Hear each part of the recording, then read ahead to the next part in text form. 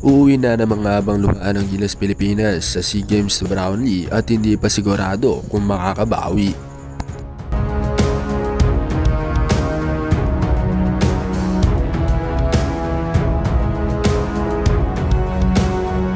Kaya naman ang napakaraming Filipino basketball fans ang nagsiiyakan at sinasabi na si Coach Jot Reyes daw ang malas.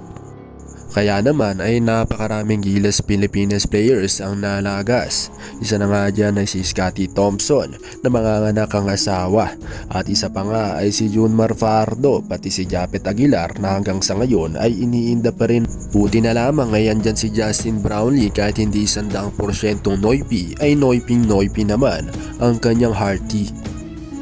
At syempre hindi mawawala si CJ Perez na ilang beses na naglaro para sa Gilas.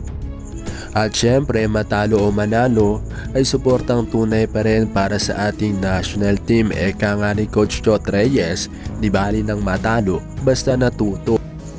Diyos ko po, di bali na basta happy mga Filipino basketball fans. Tingnan natin. Pero bago ka umalis, pabor lang like ang video at mag-subscribe sa ating channel para sa marami pang updates patungkol sa Gilas Pilipinas. Maraming salamat.